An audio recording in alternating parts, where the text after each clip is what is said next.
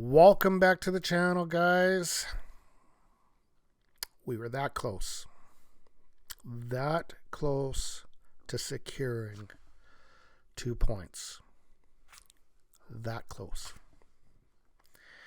The Oilers had a few defensive breakdowns late in the third period, which allowed the Dallas Stars to rally and then take the lead. They win 5-3 at the American Airlines Center.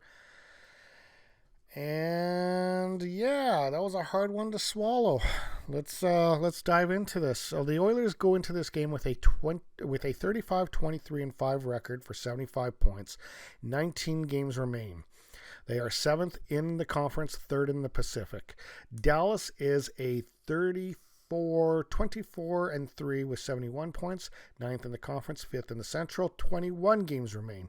Both teams are now clawing and fighting their way as we are officially in playoff mode season. Dallas beat the Oilers on November 21st at the American Airlines Arena by a score of 4-1. So, with them losing tonight, it's very apparent that the Edmonton Oilers have lost the season series to the Stars. The question is, are they going to lose 2-1 or 3-0? That's what we'll find out the next time they meet in Edmonton. As far as injuries go, Ryan Nugent-Hopkins is the only one for the Edmonton Oilers.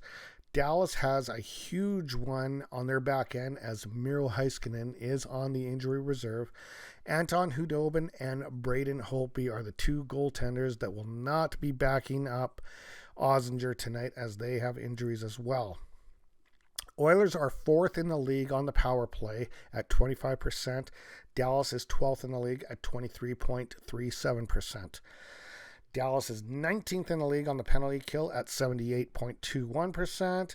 Meanwhile, Edmonton is 25th in the league at 75.90%. Let's get into the scoring summary and the penalties and basically what really took place here.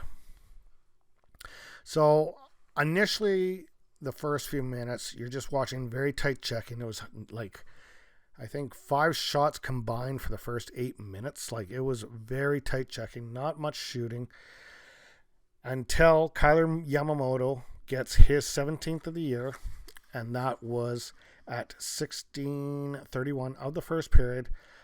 Absolute beaut of hand-eye coordination from an Evan Bouchard blast, and McDavid got the secondary assist on that.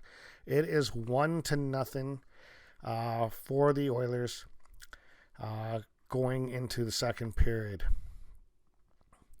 In the second period, Jason Robinson equals it up, his 31st of the year from Esa Lindell and Jamie Benn. It is a 1-1 tie. Then Darnell Nurse takes a 2-minute interference penalty from rope interference as he interfered with Roop Hines. And Joe Pavelski makes us pay as he gets his 24th on the power play from John Klingberg and Roop Hines. It is 2-1 going into the third period. In the third period, at 4:47, Devon Shore takes a 2-minute penalty for tripping Pavelski.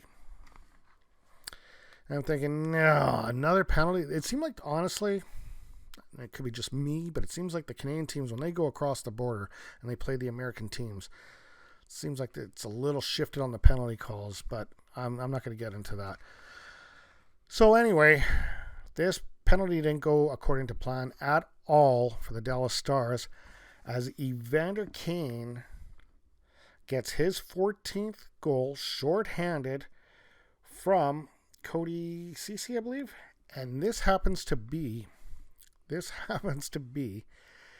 the goal that breaks the camel's back as far as Dallas goes, because they maintained for the whole season no shorthanded goals. This is the first shorthanded goal the Dallas Stars let up all year round. So, right now it is a 2-2 game. And then at the end of Devon Shore's penalty, as he was coming out on the boards. He gets fed a pass. He goes up the boards, goes to Draisaitl. Boom! 3-2. 2 quick goals. Just like that. And the Oilers have the lead. And I'm ecstatic. I'm going nuts. And things are going good up until Rupe Hines decides to tie it up at 14:38. And then Dennis Gurtinov makes another one at 15:02. So less, what was that? 36 seconds, I think. 36 seconds in between goals. And then Tyler Seguin caps it off 5-3. And the Oilers lose a game that had so much potential. So much potential to report on a good game. I'm not going to fault them on their effort, though. They looked pretty good. Koskinen, for the most part, looked pretty good. For the most part. I don't want to call out Cody Ceci on some of his defensive errors, but I think he knows that he was a costly attribute to tonight's effort. Anyway, guys, it is what it is. Like I say, the good thing is Vegas did lose tonight, so they don't gain ground. LA did gain a little bit of ground on us, or is potentially going to gain ground on us, as they look like they have a pretty good lead. It is what it is. We will see you on Thursday as the Oilers entertain the San Jose Sharks. Talk soon.